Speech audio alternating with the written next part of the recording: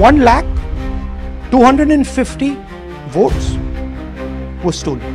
Fake invalid addresses, bulk voters in single address, invalid photos, form 6ங்கிற அந்த படிவம் இருக்கு இல்லையா, அதை மிஸ்யூஸ் பண்ணி கிட்டத்தட்ட 33,000 பேர் வந்து எலெக்ஷன் கமிஷன்ங்கிற பாடி வந்து கவர்மெண்ட்டுக்கு கூட answerable. It is answerable only to the public. ராகுல் காந்தி வந்து விரக்தியினுடைய உச்சத்தில் இருக்கிறாரு, அதனால தான் இப்படி எல்லாம் பேசிட்டு இருக்கிறாருன்னு பிஜேபி சொல்றாங்க. இப்போ பிஜேபி சொல்றாங்களா எலெக்ஷன் கமிஷன் சொல்றாங்களா? இல்ல, திரு ராகுல் காந்தி அவர்களுக்கு வந்து எழுதின கடிதத்தை படிச்சீங்களான்னு தெரியல, அதுல மிரட்டுற மாதிரி தான் இருக்கு. இந்த டேட்டாவை கொண்டு வர்றதுக்கு ராகுல் காந்தி அவர்கள் வெளியிடுவதற்கு ஏன் இவ்வளோ பெரிய நேரம் பிடிச்சது? ஏன்னா இப்போ ஊடகக்காரர்கள் பேர் நீக்கப்பட்டா ஏன் வந்து காங்கிரஸ்காரங்க ஒரு சமூகத்துக்கு வந்து நீங்க ஓட்டு உரிமையே வந்து கொடுக்க மாட்டேன் அப்படி அதை நோக்கி போறோமோங்கிற அச்சம் எனக்கு இருக்கு. இன்னைக்கு இஸ்லாமியர்கள், நாளைக்கு வந்து தலித்துகளா இருக்கலாம். அங்க இருக்கிற துணை முதல்வருக்கு 2 இடத்துல ஓட்டு அவர் ஒத்துட்டாரு. அவங்க பேர் நீக்கப்பட்டதுன்னு சொன்னவங்க 2 பேர் வந்து உயிரோடு கொண்டு வந்து நிறுத்திட்டு இப்போ என்ன சொல்ல போறாங்கன்னு தெரியல. வணக்கம் மேம், எப்படி இருக்கீங்க? நல்லா இருக்கேன், நீங்க எப்படி இருக்கீங்க? நான் நல்லா இருக்கேன் மேம். இப்போ இந்த ஓட்சோரி அப்படின்னு சொல்லப்படக்கூடிய இந்த வாக்கு திருட்டு வந்து இன்னைக்கு ஒரு மிகப்பெரிய பேசுபொருளாக மாறி இருக்கிறது. பெங்களூர்ல ஒரு தொகுதியை ஒரு சாம்பிள் பீஸாக எடுத்து அதில் எவ்வளவு முறைகேடுகள் நடந்திருக்கிறதுன்னு ஒரு பெரிய கான்ஃபரன்ஸை கூட்டி ஒரு பெரிய பிக்சர் காட்டியிருக்காரு. 4-5 நாட்களாக ஒட்டுமொத்த இந்திய ஊடகங்களும் அந்த விஷயத்தை பற்றி தான் பேசியிருக்கு. அதை தொடர்ந்து நிறைய ஊடகங்கள் போய் ஃபேக்ட் செக் பண்ணிட்டு இருக்கிறாங்க. இப்போ இந்த முறைகேடு என்னென்ன மாதிரியான முறைகேடுகள் இதில் நடந்திருக்கிறது, இதில் இருக்கக்கூடிய ஒரு ஷாக்கிங்கான பிக்சர் என்ன மேம்? அது கொஞ்சம் விரிவாக போகும். பெங்களூர் சென்ட்ரல் தொகுதியை வந்து இந்த ரிசர்ச்சுக்காக தேர்வு செஞ்சோம். அதுக்கு காரணம் வந்து எங்களோட இன்டர்னல் சர்வே படி அந்த தொகுதியை நாங்கள் போன பாராளுமன்ற தேர்தலில் 2024 ஜெயிச்சிருக்கணும். ஆனால் 32,000 சொச்சம் ஓட்டில் தோத்துட்டோம். அந்த பாராளுமன்றத்தில் வந்து 7 அசம்பிளி கான்ஸ்டிடுவன்சிஸ், அதில் ஒரு அசம்பிளி கான்ஸ்டிடுவன்சி தான் அவர் வந்து அந்த ப்ரெசன்டேஷனில் காமிச்ச மகாதேவபுரா கான்ஸ்டிடுவன்சி. அந்த கான்ஸ்டிடுவன்சியில் நீங்கள் பார்த்தீங்கன்னா வந்து அந்த கான்ஸ்டிடுவன்சியோட வாக்காளர்களோட அந்த எலக்டோரல் லிஸ்டோட இது வந்து அந்த ஸ்டாக் பண்ணி அந்த காமிச்சாரு. அது வந்து கிட்டத்தட்ட 7 அடி ஹைட்டுக்கு. ஏன்னா எலெக்ஷன் கமிஷன் வந்து கொடுக்குற அந்த எலக்டோரல் ரோல் வந்து டிஜிட்டலாக மெஷின் ரீடபிளாக இல்லை. மெஷின் ரீடபிளாக என்னென்னா ஒரு சிஎஸ்வி ஃபைல், ஒரு எக்ஸல் ஃபைலாக இருந்தால் அதில் சர்ச் பண்ணி டூப்ளிகேட்ஸ் இருந்தால், வேறு ஏதாவது பிரச்சனைகள் இருந்தால் கண்டுபிடிச்சிடலாம். இவங்க என்ன பண்ணுறாங்கன்னா ஒரு மாதிரி லெஜிபிளே இல்லாத ஒரு பிடிஎஃப்பை லோட் பண்ணுறாங்க. ரியல் பேப்பரை ஸ்கேன் பண்ண மாதிரி, ரியல் பேப்பரை ஸ்கேன் பண்ணி அப்லோட் பண்ணால் எப்படி இருக்கும்? கிட்டத்தட்ட ஃபிசிக்கலாக தான் எல்லா ரிசர்ச்சும் பண்ண வேண்டியதாக இருந்தது. அவர் வந்து அந்த இதுலேயே அந்த ஃபோட்டோ காமிச்சிருந்தாரு, எப்படி 7 அடிக்கு அந்த எலக்டோரல் ரோலை ஸ்டாக் பண்ணி வச்சு அதுக்கப்புறம் ஒரு 30-40 பேரை எம்ப்ளாய் பண்ணி அவங்க 6 மாதம் வேலை பார்த்து அந்த முறைகேடெல்லாம் கண்டுபிடிச்சாங்க. என்ன கேட்டகரியிலலாம் இருந்தது? டியூப்ளிகேட் ஓட்டர்ஸ் கிட்டத்தட்ட 12,000 பேர் இருந்தாங்க. அதில் டூப்ளிகேட் ஓட்டர்ஸ்னால் அவங்களுக்கு வந்து மோர் தென் 1 பூத்தில் ஆர் அந்த தொகுதியில் வேற ஏதாவது தொகுதியில் அவங்களுக்கு ஓட்டு இருக்கிற மாதிரி கிட்டத்தட்ட 12,000 பேர் இருந்திருக்காங்க. ஃபேக் இன்வேலிட் அட்ரஸஸ், அந்த 000 அப்படிங்கிறது நம்ம நிறைய பார்த்தோம். அந்த மாதிரி அட்ரஸே இல்லாத எத்தனையோ கார்டு, அது 40,000 சொச்சம். அதுக்கப்புறம் பல்க் ஓட்டர்ஸ் இன் சிங்கிள் அட்ரஸ், இதுதான் ரொம்ப பாப்புலர் ஆச்சு. ஏன்னா நிறைய ப்ரெஸ் வந்து வீடுகள்லாம் போய் செக் பண்ண ஆரம்பிச்சாங்க. ஒரே ரூம்ல 80 பேர் இருக்கிறது. அதே மாதிரி ஒரு தனி வீட்டில், ஒரு இண்டிபெண்ட் ஹவுஸில் அவர் 30 வருஷமா அதே வீட்டில் தான் இருக்கிறாரு. அவருக்கே தெரியாத அந்த வீட்டில் 40 பேர் ரெஜிஸ்டர் ஆயிருக்காங்க. அப்புறம் வந்து இன்வேலிட் போட்டோஸ் அதெல்லாம் ஜூம் பண்ணி இந்த ப்ரெசன்டேஷனே காமிச்சாரு. அது அந்த எப்படி அந்த முகத்தெல்லாம் பார்த்து எப்படி ஓட்டு போட விட்டாங்க பிஎல்ஏஸ்ன்னு எனக்கு தெரியல. ஃபோட்டோ சுத்தமாக தெரியாது. அந்த மாதிரி ஒரு 5,000. அப்புறம் அந்த ஃபார்ம் 6ங்கிற அந்த படிவம் இருக்கு இல்லையா, அதை மிஸ்யூஸ் பண்ணி கிட்டத்தட்ட 33,000 பேர் வந்து உள்ள இருக்காங்க. ஸோ டிஃப்ரெண்ட் கேட்டகரிஸ்ல முறைகேடுகள் இருந்திருக்கு. மொத்தம் வந்து முறைகேடுகள் வந்து கிட்டத்தட்ட 1,250,000 அந்த மாதிரியான என்ட்ரிஸ் இந்த கேட்டகரிஸ்ல அந்த எலக்டோரல் ரோல்ல இருந்திருக்கு. என்ன வின்னிங் மார்ஜின் என்ன 32,000. அப்போ 1 lakh வந்து இந்த மாதிரி ஆன எலக்டோரல் ரோல்ல இத்தனை ராங் ஓட்டர்ஸ் இருந்திருக்கிறாங்க அப்படிங்கிற பொழுது நிச்சயமா சந்தேகத்துக்கு இடம் உண்டாக்குதா இல்லையா? கண்டிப்பா. எலெக்ஷன் சிஸ்டம் வந்து ரொம்ப பெருசு. அது வந்து பார்லிமெண்ட் எலெக்ஷனாக இருந்தாலும் ஸ்டேட் எலெக்ஷனாக இருந்தாலும் இந்த ஜோனல் வந்து அவங்க எப்படி கண்டுபிடிக்கிறாங்க? ஏன்னா இப்போது ஒரு நீண்ட காலமாக இருக்கக்கூடிய ஒரு குடியிருப்பு, ஒரு 50-60 இயர்ஸ் இருக்கக்கூடிய ஒரு பகுதி இருக்குன்னு வச்சுக்கோங்களேன், ஒரு கிராம பகுதி. அங்கே இருக்கிறவங்களுக்கு எல்லாருக்குமே யார் யார் என்னன்னு தெரியும். கண்டிப்பாக அவங்க அந்த பகுதியில் பண்ண முடியாது. அப்போ இந்த பகுதிகளை அவங்க எப்படி தேர்ந்தெடுக்கிறாங்க? இந்த இடத்துல போய் கரெக்ட் பண்ணால் அது வெளியில் வராது, என்ன தைரியத்தில் அதை பண்ணுறாங்க? அது எப்படி ஃபைண்ட் அவுட் பண்ணுறாங்க அந்த பகுதியை? ஐ திங்க் அவங்களோட காடர் பலம் எங்க இருக்குன்னு அவங்களுக்கு தெரியும். அதை ஒரு அசைன்மெண்ட் மாதிரி தான் பண்றாங்க. இல்ல நீங்க பண்றவங்கள்ட்ட தான் இந்த கேள்வி கேட்கணும். என்கிட்ட கேட்டீங்கன்னா this is I can only give you a guess. அவங்களோட காடர் பலம் எங்க இருக்கு, அது டென்சிட்டி ஆஃப் பாப்புலேஷன் எங்க இருக்கு, இந்த அர்பன் ஸ்லம்ஸ்ன்னு சொல்றோம் இல்லையா, அங்க டென்சிட்டி. இல்ல நான் ஏன் கேட்கறேன்னா, பிஜேபிக்கு இணையா எல்லா பகுதியிலுமே வந்து ஒரு கேடர் இந்தியா முழுக்க நிறுத்துறது வந்து காங்கிரஸ் கட்சியாகவும் இருக்கு. ஸோ அவங்களுக்கு தெரிகிற டேட்டா கண்டிப்பா உங்களுக்கும் தெரிஞ்சிருக்கணும். அவங்க அரசியல் பண்ற இடத்துல தான் நம்மளும் அரசியல் பண்றோம். கிரிக்கெட் புத்தி இல்லைன்னு நினைக்கிறேன் எங்களுக்கு. இதை வந்து இந்த மாதிரி திருட்டுத்தனமா எலெக்ஷனை ஜெயிக்கணும்னு நினைக்கல நாங்க. அதனால எங்களுக்கு பண்ணலையா இருக்கும். இல்லாட்டா இந்த டிஜிட்டலி யார் வேணா இதை பண்ணலாம். இதுக்கான சாத்தியங்கள் எல்லாருக்கும் இருக்கு. நாளைக்கு நீங்க நினைச்சாங்கன்னா கூட நீங்க ஒரு இண்டிபெண்டன்ட் கேண்டிடேட் நிக்கிறேன் அப்படின்னு சொல்லிட்டு உங்கள்ட்ட நிறைய பணபலம் இருந்தா ஆள்பலம் இருந்தா நீங்க கூட ஒரு ஃபோர்ஸை எம்ப்ளாய் பண்ணி இதை பண்ண வைக்கலாம். ஆனா உங்களோட இன்டென்ஷன் அதுவா இல்லை, நல்ல நோக்கத்தோட அரசியலுக்கு வரணும்னு நினைச்சீங்கன்னா பண்ண மாட்டீங்க. ஸோ பட் அதை தடுக்க வேண்டிய ஆர்கனைசேஷன் எந்த ஆர்கனைசேஷன்? Election commission. அவங்க வேலையை செய்யலையே அப்படிங்கிறத ரொம்ப வருத்தமாக இருக்குது. அவங்க வந்து பிஜேபிக்காரங்க என்னன்னா அவங்க எலெக்ஷன் கமிஷனுக்காக பேசுகிறாங்க. எலெக்ஷன் கமிஷன் பார்த்தீங்கன்னா அவங்களுக்காக வேலை செய்கிறாங்க. இது என்ன ஒரு பெரிய நெக்ஸஸாக இருக்குது. எலெக்ஷன் கமிஷன் வந்து நான் I was just listening to Ashok லவாசியான்னு சொல்லிட்டு முன்னாள் எலெக்ஷன் கமிஷனில் இருந்தார் இல்லையா, அவர் one of the election commissioners. அவரோட இன்டர்வியூ கேட்டுட்டு இருந்தேன். அவர் சொல்லிட்டு இருந்தாரு, எலெக்ஷன் கமிஷன்ங்கிற பாடி வந்து கவர்மெண்ட்டுக்கு கூட ஆன்சரபிள் இல்லை. It is answerable only to the public. ஏன்னா அவங்க வந்து அவங்களோட முக்கியமான அவங்களோட ஒன்லி கடமை என்ன? ஃப்ரீ அண்ட் ஃபேராக இந்த எலெக்ஷனை இந்த நாட்டுக்கு நடத்தி கொடுத்துடணும். டிரான்ஸ்பெரண்ட்டாக. டிரான்ஸ்பெரன்சிங்கிறது எங்கேருந்து தொடங்கணும்? டிரான்ஸ்பெரன்சிங்கிறது எலக்டோரல் ரோல்லேருந்து தொடங்கணும். அந்த எலக்டோரல் ரோலையே நான் வந்து அப்படி மறைச்சிப்பேன், அதுக்கான 65 லட்சம் பேரை நீக்கிடுவேன். இதில் நான் வந்து பீகாரை பற்றி பேசிகிட்டு இருக்கேன். 65 லட்சம் பேரை நீக்கிட்டு அதுக்கான காரணங்கள்லாம் சொல்ல மாட்டேன் அப்படின்னு பேசுகிற ஒரு எலெக்ஷன் கமிஷனை வச்சுட்டு நம்ம எப்படி ஒரு ஃப்ரீ அண்ட் ஃபேராக எலெக்ஷனை நடத்த முடியும்? அப்படி மக்கள் வந்து நிச்சயமாக நம்பிக்கை இழந்துட்டே தான் இருக்கிறாங்க. இப்போது இந்த குற்றச்சாட்டை வந்து எலெக்ஷன் கமிஷன் வந்து மறுத்திருக்கு மேம். அதே வேளையில் வந்து ரொம்ப ஒரு ராகுல் காந்தி வந்து விரக்தியினுடைய உச்சத்தில் இருக்கிறாரு, அதனால தான் இப்படியெல்லாம் பேசிட்டு இருக்கிறாருன்னு பிஜேபி சொல்கிறாங்க. இப்போ பிஜேபி சொல்றாங்களா எலெக்ஷன் கமிஷன் சொல்றாங்களா? பிஜேபி சொல்லியிருக்காங்க. இப்போ இதுக்கு ஏன்னா அவங்களும் எலெக்ஷன் கமிஷனும் கிட்டத்தட்ட பிஜேபி மாதிரி தான் பேசுறாங்க. அவர் வந்து அவங்க வந்து ஏதோ அவங்க ஒரு பொலிட்டிக்கல் பார்ட்டி மாதிரி பிஹேவ் பண்றாங்க. நீங்க சொல்றது வந்து உண்மைன்னு உங்களால அவங்களோட வெப்சைட்ல இருந்து தான் இந்த டேட்டா வந்திருக்கு. அவங்க போயும் அதே சர்ச் பண்ணாங்கன்னா அவங்களுக்கும் இதே தான். அவர் எடுத்த டேட்டா அவங்க வெப்சைட்ல இருந்து தானே வந்திருக்கு.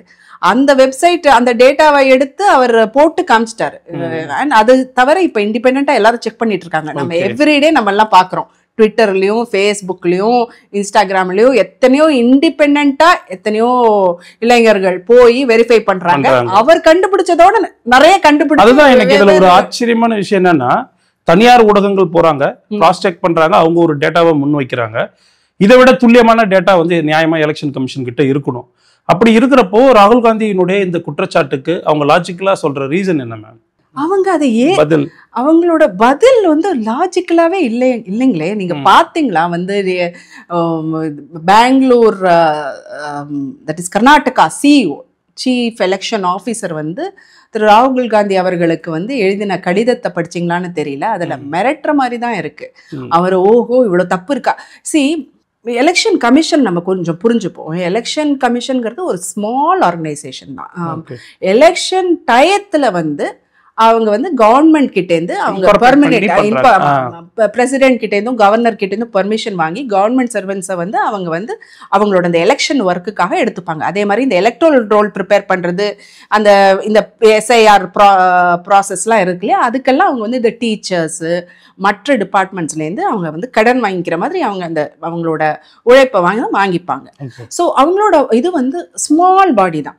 ஸோ அப்படி இருக்கிற இவங்கெல்லாம் ரொம்ப ட்ரெயின்டெல்லாம் கூட இல்லை. ஸோ இவங்க தான் போய் இந்த வேலையை செய்கிறாங்க.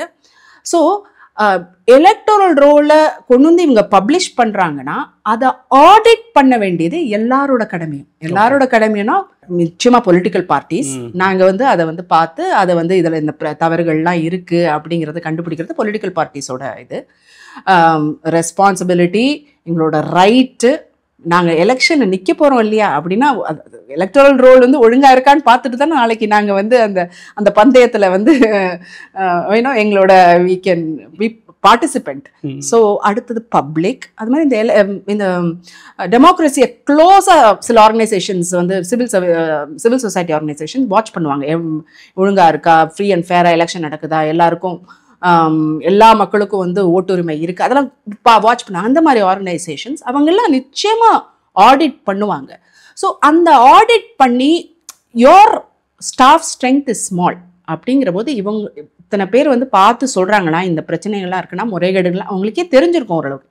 இன்னும் டேட்டாவோடு சொல்கிறாங்கன்னா உங்களோட ரியாக்ஷன் என்னவாக இருக்கணும். ஒரு ஒரு ஒரு அம்பையர் வந்து அவரோட வேலையை எலெக்ஷன் கமிஷனுங்கிறது ஒரு அம்பையர் மாதிரி. ஒரு அம்பையர் வந்து அவங்களோட வேலையை ஒழுங்காக செஞ்சுட்டு இருந்தாங்கன்னா அவங்க என்ன சொல்லுவாங்க, ஓ இந்த இடத்துல இவ்வளோ பிரச்சனை இருக்கா, கொண்டு வாங்க ஆஃபீஸ்க்கு வாங்க, நம்ம உட்காந்து பேசுவோம், என்ன நாங்களும் வந்து இன்வெஸ்டிகேட் பண்ணுறோம் இங்கே, அப்படி தானே அவங்களோட ரியாக்ஷன் இருக்கும்.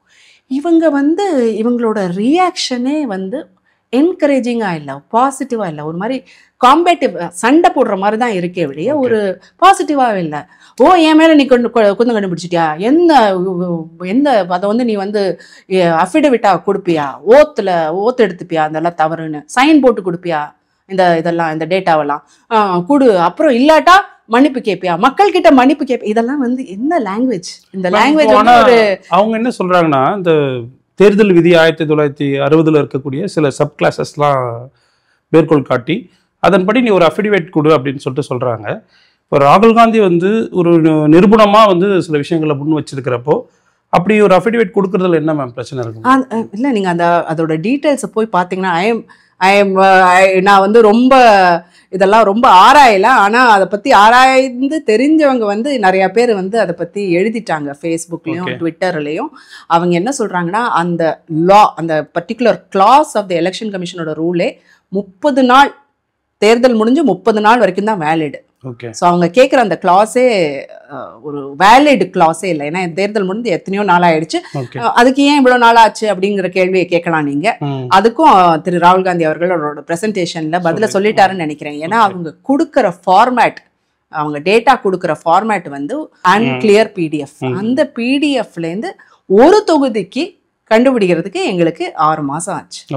அதனால உடனே 30 டேஸ்க்குள்ள இந்த முறைகேடுலாம் எங்களால கண்டுபிடிக்க முடியல. அப்படிங்கிற பொழுது நீ வந்து 30 நாள், so whatever they are asking for is has no room in their own rules. So அதை கேட்குறாங்க. மோரோவர் அவங்களோட டேட்டாவை எடுத்து தானே இவர் வந்து ப்ரெசென்ட் பண்ணியிருக்கிறாரு. இவர் என்னத்தை அதில் கையெழுத்து போட்டு கொடுக்கறது? ஐ மீன் தேர் டேட்டா, தேர் வெப்சைட், அதுலேருந்து போய் தானே அவர் கண்டுபிடிச்சு கொடுத்துருக்காரு. இவர் என்ன, ஐ மீன் அவங்களோட டேட்டாவை அவங்க தான் கையெழுத்து போட்டு இது பண்ணணும். இவரோட how can he vouch for their data?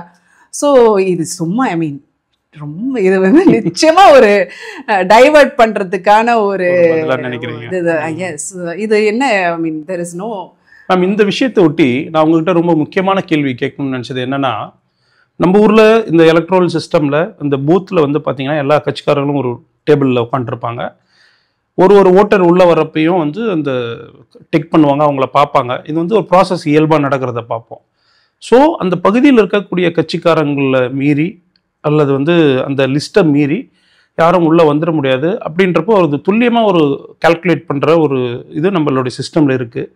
இதை மீறி இந்த டேட்டாவை கொண்டு வர்றதுக்கு ராகுல் காந்தி அவர்கள் வெளியிடுவதற்கு ஏன் இவ்வளோ பெரிய நேரம் பிடிச்சது? ஏன்னா இப்போ அந்த பகுதியில் பூத் கமிட்டியில் இருக்கிறவங்களே இந்த வேலையை செய்யக்கூடிய ஒரு வேலையாக அது இருக்குது. அப்போ ஏன் இது இவ்வளோ பெரிய காலம் எடுத்தது இந்த டேட்டாவை எடுக்கிறதுக்கு?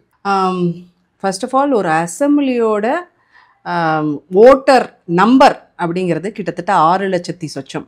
மகாதேவபுராலே பார்த்தோம், 6 லட்சத்தி சொச்சம் ஓட்டர்ஸ் அங்கே இருக்கிறாங்க. ஒரு பூத்துங்கிற வந்து 1000 பேர். அந்த பூத் லெவல் ஏஜென்ட் நாங்கள் அப்பாயிண்ட் பண்ணுறோம் இல்லையா, அவங்க வந்து responsible for only those 1000 votes. அந்த 1000 பேரையும் அவங்க ஒரு பெங்களூர் மாதிரி நிறையா ஃப்ளோட்டிங் பாப்புலேஷன் இருக்கிற ஒரு நகரத்தில் அந்த 1000 பேரும் அங்கே இருக்கிற எந்த கட்சியோட பூத் லெவல் ஏஜென்ட்டாக இருந்தாலும் அவங்களுக்கு வந்து தெரியுமா அப்படின்னு கேட்டிங்கன்னா நிச்சயமாக எல்லாரையும்லாம் தெரிஞ்சிருக்காது. ஓரளவுக்கு தெரியும். அந்த பூத் லெவல் ஏஜென்ட்டுங்கிறது வந்து as per election commission rules அவங்களோட ஓட்டும் அந்த ஏரியாவில் தான் இருக்கணும். ஸோ அது ஓரளவுக்கு தெரிஞ்சிருக்குமே தவிர 1000 பேரையும்லாம் தெரிஞ்சிருக்காது. எஸ், அவங்க வந்து ஃபோட்டோவும் சிலரெல்லாம் எப்படி ஃபோட்டோ கம்பேர் பண்ணால் எவ்வளோ மோசமான ஃபோட்டோ இருந்தது அந்த சில அந்த எலக்டோரல் ரோல்ல அப்படிங்கிறதும் திரு ராகுல் காந்தி வந்து காமிச்சாரு, அந்த ப்ரெசன்டேஷன்லேயும் காமிச்சாரு. ஃபோட்டோவை பார்த்து டிக் பண்ணுறாங்க, அதோட சர்டனிட்டியும் ஓரளவு தான் இருக்கும். ஆனால் பூத் லெவல் ஏஜென்ட்டுங்கிறவங்க அந்த 1000 ஓட்டு தான் அவங்களுக்கு தெரியும். அவர் பக்கத்து பூத்தில் போய் அவர் ஓட்டு போட்டாருன்னா இவங்களால அதை பண்ண முடியாது. ஸோ என்டையர் எலக்டோரல் ரோலுங்கிறது வந்து ஒரு கட்சியோட தலைமை அலுவலகத்து தான் இருக்கும். ஸோ அதுவும் எப்படி கொடுக்குறாங்க இவங்க, எக்ஸெல்லோ சிஎஸ்வி ஃபைலோ கிடையாது, அது வந்து ஒரு பிடிஎஃப். ஸோ அந்த பிடிஎஃபை எடுத்து அதை வந்து டிஜிட்டலாக வந்து கன்வெர்ட் பண்ணி மேனுவலாக செக் பண்ணி எல்லாம் பண்ணுறதுக்கு இத்தனை நேரம் ஆயிடுச்சு. ஸோ இதை வந்து நிச்சயமாக பூத் லெவல் ஏஜென்ட் பண்ண முடியாது. இல்லை இப்போ எனக்கு என்னென்னா, இப்போது அந்த ஃபோட்டோ ஒரு அன்கிளியர் ஃபோட்டோவை பார்க்குறாங்க. இப்போ அவங்களுக்கே வந்து வெவ்வேறு பூத்தில் அது அவங்களுக்கு திரும்ப ஓட்டு இருக்குன்னு வச்சுக்கோங்களேன். அந்த அன்கிளியர் ஃபோட்டோ பார்த்து இவங்க ஏதோ ஒரு சஸ்பீஷியஸாக அதை கண்டுபிடிக்க முடியாது. அவங்க அடுத்தடுத்த பூத்துக்கு போகிறத அவங்களால கண்டிப்பாக பார்க்கறதுக்கு வாய்ப்பு கிடையாது. பட் ஆனால் வந்து ஒரு பூத்தில் அங்கே இருக்க கட்சிக்காரங்களுக்கு அது எப்படி தெரியாமல் போகும் அப்படின்னு கேட்குறேன். கட்சிக்காரங்களே தவிர எந்த கட்சியாக இருந்தாலும், ஈவன் டிஎம்கே ஏடிஎம்கேலாம் காடர் பேஸ்ட் பார்ட்டி. அவங்களுக்கு வந்து அந்த மாதிரி இருக்கிறவங்களுக்கு கூட 1000 ஓட்டும் எல்லாருமே, அதுவும் பெங்களூர் மாதிரி ஃப்ளோட்டிங் பாப்புலேஷன் இருக்கிற ஒரு ஊரில் எல்லாரையும் தெரியுமானா நிச்சயமா தெரிஞ்சிருக்காது. நான் இந்த கேள்வியை முதல்ல உங்கள்கிட்ட கேட்டேன் ஆக்சுவலா. அப்போ வந்து இந்த ஃப்ளோட்டிங் பாப்புலேஷன், ஃப்ளோட்டிங் க்ரௌடு, புதிதாக உருவாகிற நகரங்கள், புதிய பகுதிகள், இதை தான் பாரதிய ஜனதா குறி வைக்குதோ? ஏன்னா வந்து ரொம்ப ஒரு பெரிய ஒரு பூர்வமாக அங்கே இருக்கக்கூடிய ஒரு 50-60 வருஷம் அங்கே இருக்கிறாங்கன்னா அங்கே இதை பண்ண முடியுமான்னு எனக்கு தெரியல. அப்போ இது மாதிரி புதுசாக உருவாகிற இடங்களை பாரதிய ஜனதா குறி வைக்குதோன்னு கேட்குறேன். குட் பி, ஐ மீன் அவங்கள்ட்ட தான் அவங்களோட ஸ்ட்ராட்டஜியை நீங்கள் கேட்கணும். மேபி அவங்க வந்து இந்த முறைகேடுகள் செய்யறதுக்கு, எலக்டோரல் ரோலில் முறைகேடுகள் செய்யறதுக்கு இந்த மாதிரி பெங்களூர் மாதிரி ஒரு ஃப்ளோட்டிங் பாப்புலேஷன் இருக்கிற ஒரு பெரிய நகரம், எனக்கு பக்கத்து வீட்டுக்காரங்க எதிர் வீட்டுக்காரங்களே தெரியாத இருக்கிறாங்க இல்லையா, அந்த மாதிரி ஒரு நகரத்தை தான் அவங்க குறி வைக்கிறாங்களோ இல்லையோ. இன்னொன்று வந்து மேபி அந்த பீகார் மாதிரி இடங்கள்ல அதனால தான் வந்து நீக்கிடுறாங்களோ என்னோ. ஓகே, அதை வந்து ஸ்ட்ராட்டஜியாக வச்சுருக்காங்க. எஸ்ஐஆரே ஒரு தட் இஸ் இதுக்காக ஒரு புது என்ரோல்மெண்ட் பண்ணி என்ன 50 வருஷம் ஒரே இடத்துல ஓட்டு போட்டவங்களுக்குலாம் நீங்கள் வந்து உங்களுக்கு இங்கே இனிமேல் ஓட்டு கிடையாது. எத்தனையோ எலெக்ஷனில் ஓட்டு போட்டாங்க, அசம்பிளி எலெக்ஷனில் போட்டிருக்காங்க, பாராளுமன்ற தேர்தலும். இன்னைக்கு வந்து அவங்கக்கிட்ட உங்களுக்கு ஓட்டு கிடையாது, நீ உன்னோட பர்த் சர்டிஃபிகேட்டை கொண்டு வா, உங்கள் அப்பாவோட பர்த் சர்டிஃபிகேட்டை கொண்டு வானா எங்கே போவாங்க? அப்பாவோட பர்த் சர்டிஃபிகேட்டெல்லாம் ஒரு 60 வயசு 70 வயசு இருக்கிறவங்க எங்கே கொண்டு போய் அப்பாவோட பர்த் சர்டிஃபிகேட்டை தேடுவாங்க? ரூரல் ஏரியாஸில் நினச்சி பாருங்க, அப்படி கேட்குறாங்க.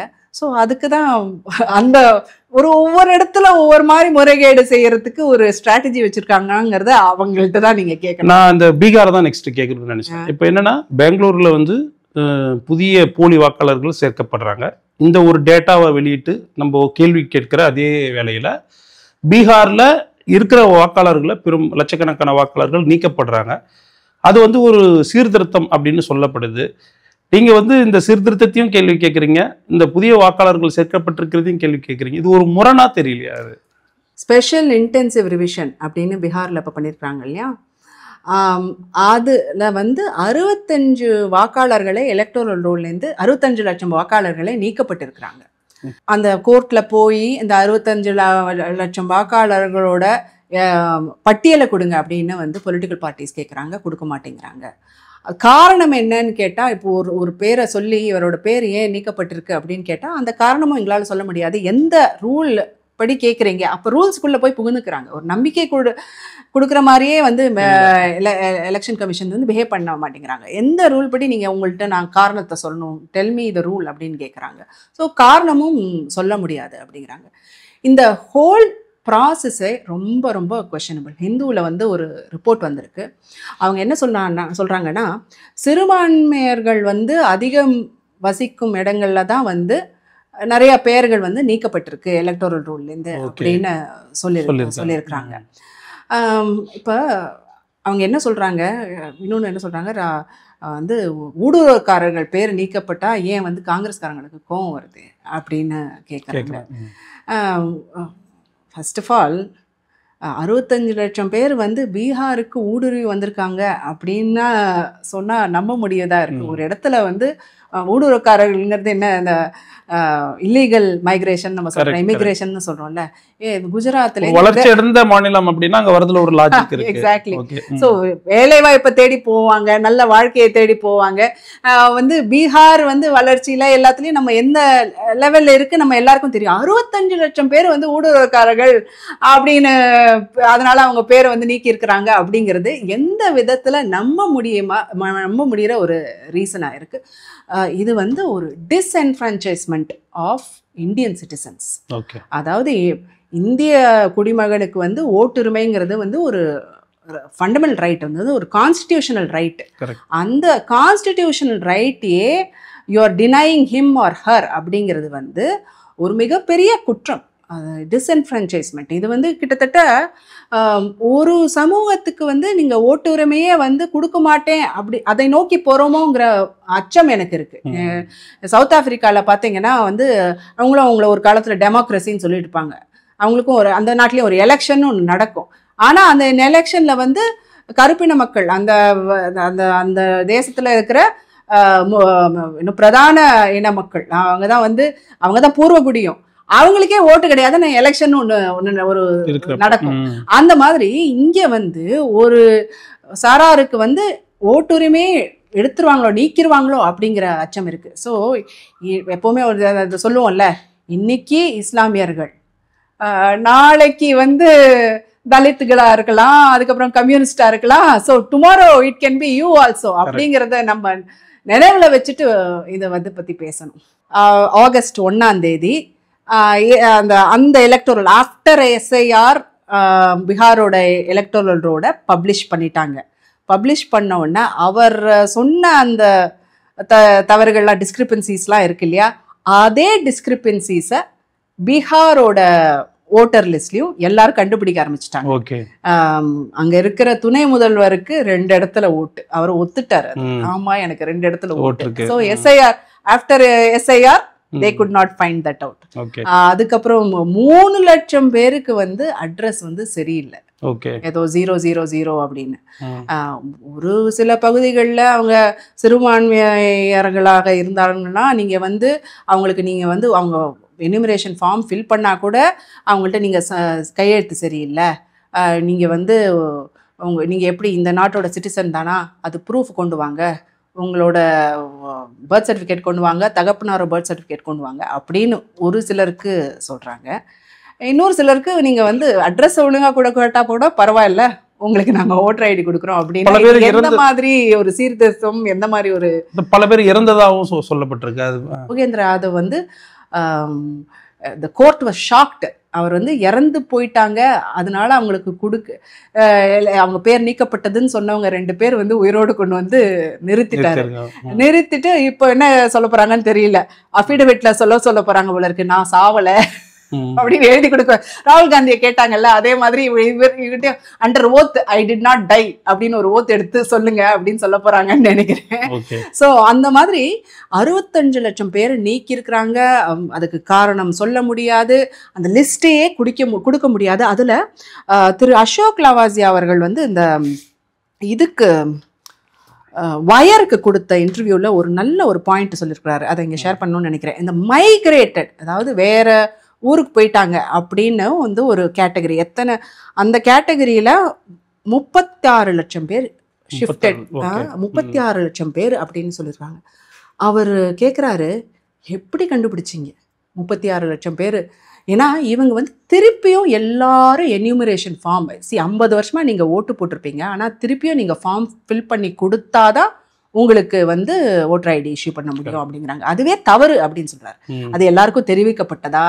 2 மாச டயத்தில் எப்படி இவ்வளோ பெரிய 8 கோடி வாக்காளர் இருக்கிற இடத்துல எல்லாரும் எப்படி அப்ளிகேஷன் ஃபார்மை கொண்டு வந்து கொடுப்பாங்க? அவங்க கொடுக்கலன்னா ஓகே, நீங்கள் வந்து அவங்களுக்கு 65 லட்சம் பேரில் அந்த நீக்கினீங்கல்ல, அந்த மாதிரி நீக்கிட்டீங்கன்னு வச்சுக்கலாம். ஆனால் அவங்க மைக்ரேட்டட் உங்களால் எப்படி சொல்ல முடியும்? ஷிஃப்டட் நீங்கள் போய் செக் பண்ணீங்களா? அவங்க எலெக்ஷன் கமிஷன் அப்பாயிண்ட் பண்ண பிஎல்ஓ, அவங்க பூத் லெவல் ஆஃபீஸர்ஸ் இருக்காங்க இல்லையா, அவங்க வீட்டுக்கெல்லாம் போய் செக் பண்ணுறதெல்லாம் அவங்களுக்கு ஒரு டியூட்டியாகவே கொடுக்கல. அப்படிங்கிற பொழுது நீங்கள் எப்படி ஷிஃப்டட் மைக்ரேட்டட்னு எப்படி நீங்கள் சொல்கிறீங்க அப்படின்னு ஒரு கேள்வி, ரொம்ப ஒரு லெஜிட்டிமேட் கேள்வியை அவர் எழுப்பியிருக்கிறாரு.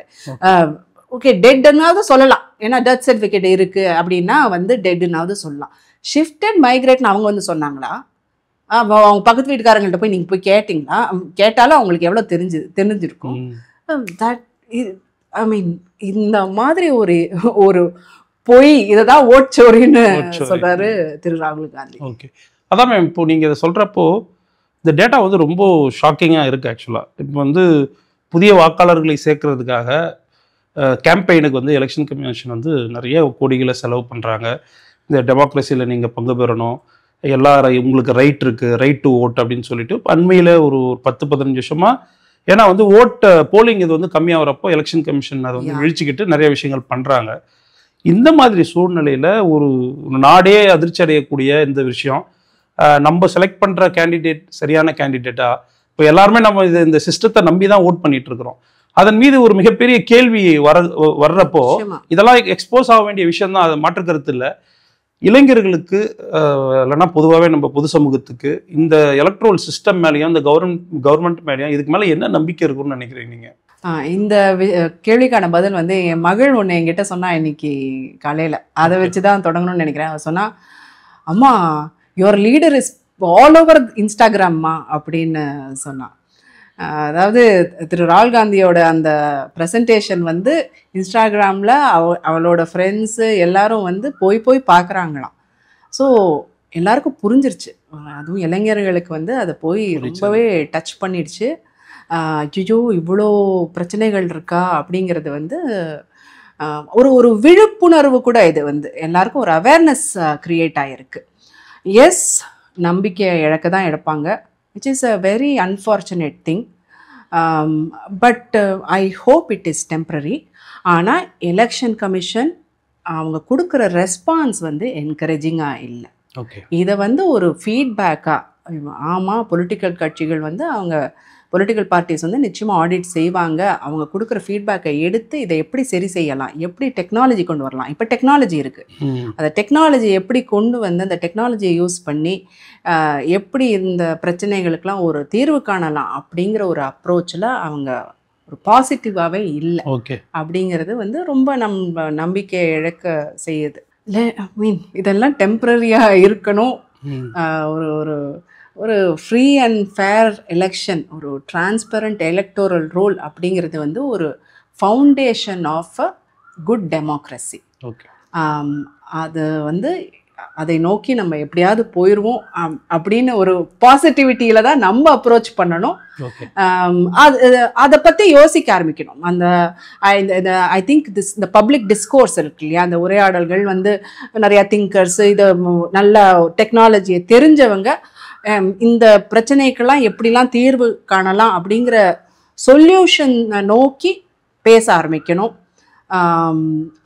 அந்த அதுலேருந்து எடுத்துக்கணும். அந்த அவங்க கொடுக்குற அந்த சொல்யூஷன், அறிஞர்களோட எக்ஸ்பர்ட்ஸோட சொல்யூஷனை ரிசெப்டிவாக இருக்கணும் எலெக்ஷன் கமிஷன். அதை இம்ப்ளிமெண்ட் பண்ணுறதுக்கு என்ன செய்ய முடியும் அப்படிங்கிறத யோசிக்க ஆரம்பிக்கணும். அப்படிங்கிறது தான் நம்ம எலெக்ஷன் கமிஷன் கேட்டுக்க முடியும். ஓகே மேம், உங்களுடைய நேரத்துக்கும் உங்களுடைய கருத்துக்கும் ரொம்ப நன்றி மேம். தேங்க்யூ. தேங்க்யூ.